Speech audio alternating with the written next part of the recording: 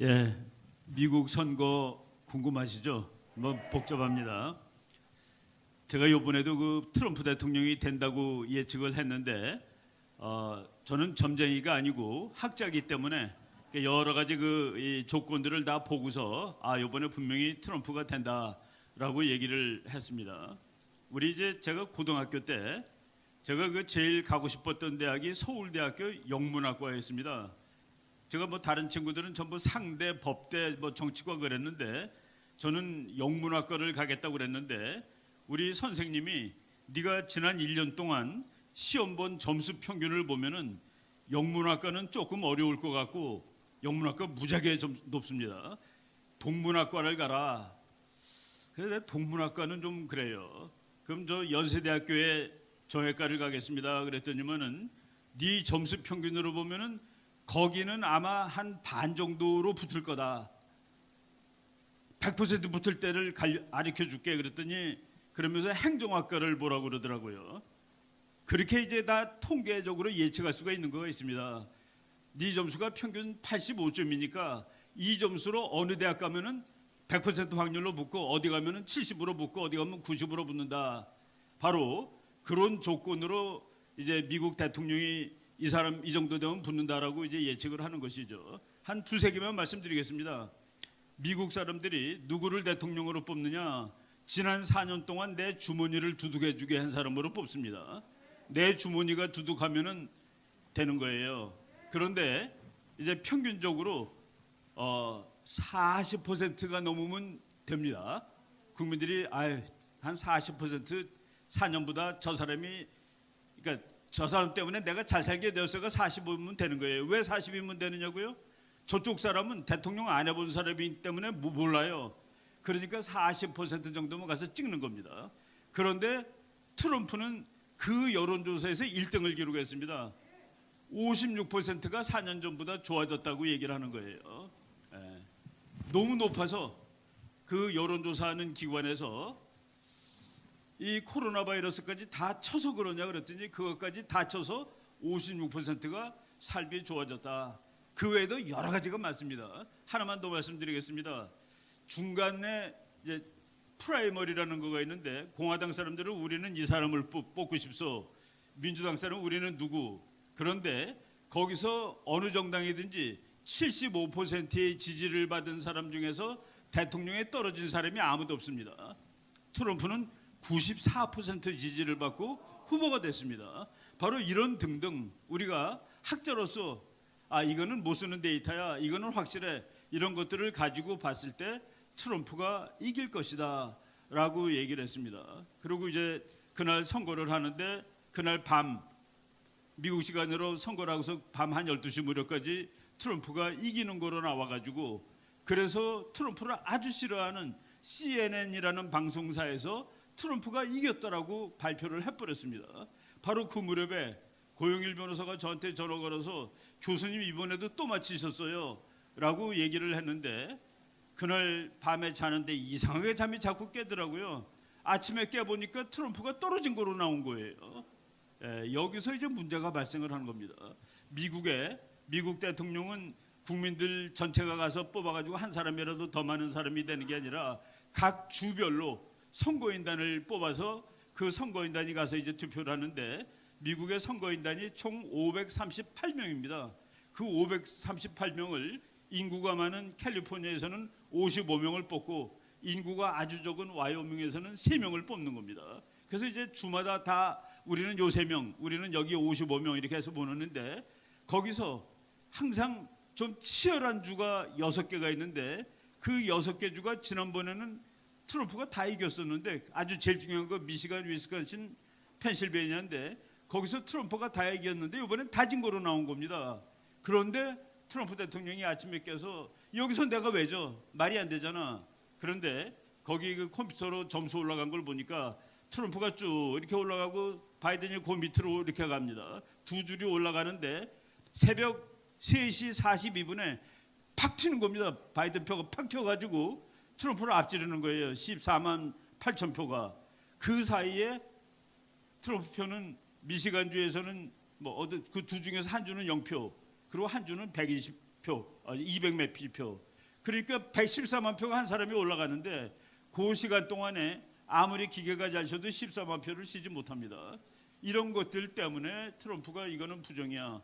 이거는 기계가 지금 조작된 거야. 기계 조작된 것은 어떻게 조작하냐면은 제가 최근에 동영상을 봤습니다. 표 집어넣는 걸 막 집어넣는데 그냥 읽으라는 대로 읽는 거예요. 여긴 트럼프 표 100표 나오게 읽어. 바이든 표 120표 나오게 읽어. 그러면 어떻게 집어넣어도 그렇게 나온답니다. 그거를 시연하는 것을 보고서 미국 사람들이 이럴 수가 하는 그것이 벌써 2010몇 년에 다 그 기계 도미니온이라는 회사가 만든 기계랍니다. 그 기계를 미국에서 30몇 개 주가 썼는데 지금 제일 시비가 걸린 펜실베니아 그리고 위스콘신, 미시간, 조지아 그리고 이제 저쪽 2개 주 해가지고 지금 이제 그 주가 총 79표인데 그 79표를 지금 미국에서 소송을 걸어가지고 그 79표가 결정이 안 된 겁니다. 그러다 보니까 지금 현재 결정된 표만 가지고 보면은 트럼프가 232표, 바이든이 227표. 그러니까 둘 다 538 나누기 2 그러면 269인데 269보다 한 표가 넘은 사람이 대통령이 되잖아요. 지금 그게 둘 다 안 된 거예요. 그 79개가 어디로 가야 되느냐. 근데 바이든은 그게 내 거야라고 계산해서 내가 300몇 표야. 그래서 내가 이긴 거야라고 언론이 얘기하는 겁니다. 그런데 주에서 이 사람이 이겼습니다. 우리 선거인단은 이 사람을 찍을 겁니다라고 아직 영어로 말하면 certify라고 그럽니다. certify 되지 않은 것이 79개예요.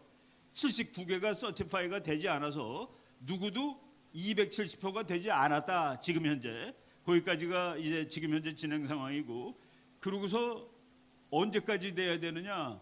12월 8일까지 모든 주에서 우리는 이 사람이라고 해야 됩니다. 그러면은 그 사람들이 12월 14일 날 모여서 투표를 해요. 그래가지고 대통령이 확정되는 건데 지금 상황으로 봤을 때 12월 8일까지 서티파이를 못할 주가 너무 많습니다. 그러면은 누구도 대통령이 안 돼요. 그때 미국 헌법에 의해서 이제 컨틴전트 일렉션이라고 이제 있습니다. 특별 선거 또는 뭐 임시 선거, 하여간 컨틴전트라는 것은 비정상 선거라는 뜻이에요. 그건 어떻게 하느냐? 그거는 미국의 하원이 모여서 합니다. 근데 하원은 지금 전체 숫자는 민주당이 훨씬 많은데 하원이 모여서 다 하는 게 아니라 하원의원 50명이 나가서 하게 돼 있습니다. 50주를 대표하는. 그런데 50주를 대표하는 그 연방 하원인데 캘리포니아 하원도 있고 텍사스 하원도 있죠. 그런데 캘리포니아는 하원의원이 인구가 많기 때문에 53명입니다. 53명 중에 공화당이 많냐 민주당이 많냐? 민주당이 많으면 민주당 한 사람이라고 하는 거, 한 사람. 예를 들어 텍사스에는 36명이 하원의원인데 그중에 공화당이 한 사람이라도 더 오면 나는 텍사스 대표로 하원의원 한 사람이라고 하는 겁니다. 그래서 50개 주를 지금 이제 50개 주의 국회의원이 하원의원이 나가서 선거를 하는데 이제 새로 뽑힌 데를 기준으로 할 경우에 전번보다 지난번에는 26개 주가 공화당이 유리하고 23개 주가 민주당 그리고 하나가 비기입니다. 그래서 지난 하원 이번에 하원도 다 뽑았습니다. 100%. 그래서 지난번 거로 기준할 때는 26대 23대 1로 트럼프가 되는데 이번에 거로 기준한다면은 새 국회는 지금 트럼프가 현재 30개를 이겨놨습니다. 30주. 그래서 30대 20으로 이깁니다. 근데 지금 아직 투표 안 끝난 것까지 쳐서 한 사람이 더 될지 모르는데 그렇게 치면은 31대 19로 트럼프가 이기게 돼 있습니다. 그래서 하원에서 뽑으면은 트럼프가 이기는 거예요. 지금 그런데 오늘 벌써 미국 시간으로 12월 30일이죠? 11월 30일이죠? 이제 11월 28일이군요. 그런데 7일 동안에 지금 못할 거라고 지금 다 보고 있는 겁니다. 펜실베니아 주 같은 데서는 주지사가 민주당인데 야, 이 사람들 맞는 거야? 트럼프가 졌어라고 했더니 거기 주의 의회에서 아니야. 이거는 부정선거이기 때문에 트럼프가 졌다고 말할 수 없어. 부정을 빼고 하면 트럼프가 이긴 거야. 그러고서 그 서티파이 하는 권한을 주회가 주지사로부터 이거 뺏어왔습니다. 거기는 또 공화당이 또 우세해요. 그 이제 펜실베니아 주에 이런 식으로 지금 엉망이 돼 있는 상황입니다. 그런데 트럼프 대통령이 그 여러 가지 정황을 봤을 때 이길 수 있는 가능성이 지금 높은 상황이다라고 일단 말씀을 드립니다. 예를 들어서 지금 싸움이 어느 정도냐면은 요 한마디만 하고 제가 이제 내려갈 텐데, 미국의 그 시드니 포웰이라는 여자 검사 출신 변호사가 있습니다.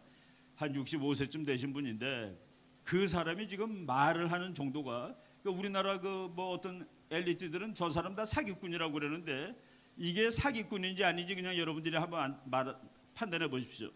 그 사람이 나와서 이번 건은 너무나도 부정이었다라고 하니까 미국 선거관리위원회 위원장이라는 사람이 시드니 파웰 변호사가 부정이라면 부정이다, 그 사람이 부정이라고 그러면 이건 부정이라고 말해야 될 수밖에 없다라고 얘기를 했는데, 시드니 파웰 변호사가 이제 이번 선거는 너무나도 부정이 있기 때문에 지금 감옥소를 비워둬야 된다, 너무나 감옥 갈 놈이 많아서 라고 얘기를 했습니다. 그리고 그 사람이 한 얘기 중에서 민주당만 뭐라고 그러잖아요. 공화당, 예를 들어서 조지아에서도 쉬어보니까 다시 쉬었더니 그래도 바이든이 앞섰다라고 기자들이 얘기를 하니까 내가 제일 먼저 날려버릴 것이 조지아 주요라고 대답을 했습니다. 그래서 뭔데 날려요? 그랬더니 조지아 주가 주지사가 공화당 사람임에도 불구하고 그 기계가 위험하다는 것을 다 알매도 불구하고 그 기계를 채택을 했죠. 왜냐하면은 돈을 받았으니까요까지 얘기를 했습니다. 돈을 먹었으니까. 그리고 미국 곳곳에서 그렇게 부정으로 간 돈이 1억 달러는 넘을 것입니다라고 얘기를 해버렸어요. 어떻게 그 정도까지 얘기를 합니까? 그 사람이 정말 정신 나간 사람이라면은 요번에 한번 정신 날리고 다음번에 감옥 가는 겁니다. 그것이 거짓말이라면. 그리고 또 한마디, 이 사람의 말을 내가 믿는 근거입니다. 지난 4년 전에 민주당 경선할 때 힐러리가 지가 대통령 후보가 되려고 그 기계를 썼죠. 그래서 그 기계를 써가지고 한 사람이 돌풍을 일으키던 사람이 떨어져 나갔죠. 버니 샌더스라는 공산주의자가 있습니다. 미국 사람이면서 냉전 시대 때 살면서 신혼여행을 모스크바로 갔다 왔던 사람입니다. 자기는 무지하게 잘 살아요. 억만장자로 사는 사람인데, 억만까지는 안 되지만 부자로 사는 사람인데, 버니 샌더스도 그걸 알까요? 그랬더니 그 변호사가 알죠. 왜냐하면 그 기계 조작하는 사람이 가서 가르쳐 줬으니까요. 당신은 절대로 안 된다. 왜? 기계가 조작하는데 어떻게 되겠냐? 근데 왜 가만히 있었습니까?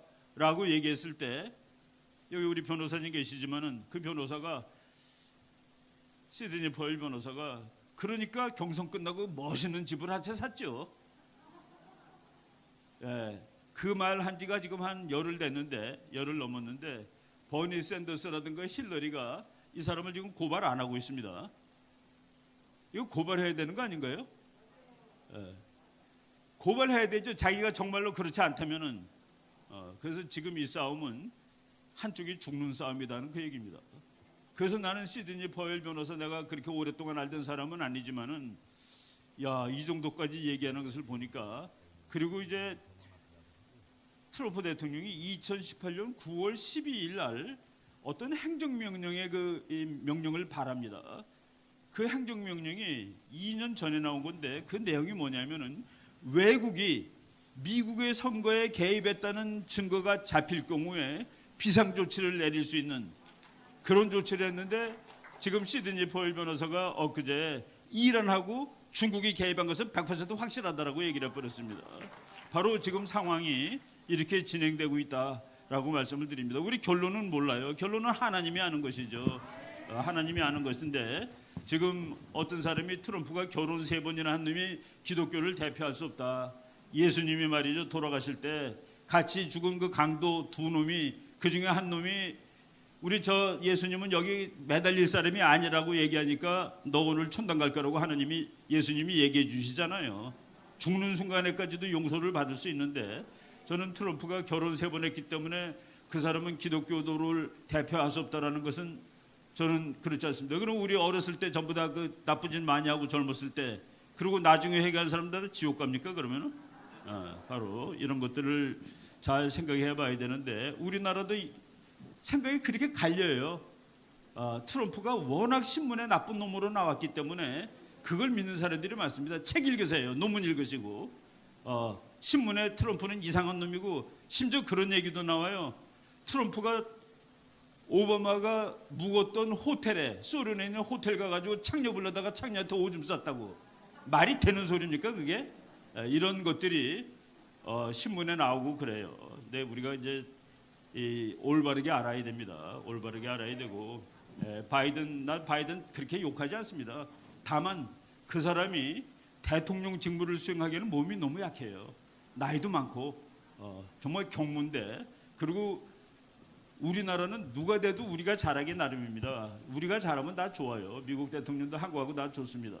그런데 우리가 앞으로 살아가야 할 국제 환경, 중국이란 나라가 힘이 무럭무럭 세지고 있습니다. 저 공산 독재 국가가 중국의 정말 그걸 죽을 받아 먹으면서 북한이 살아남고 있습니다.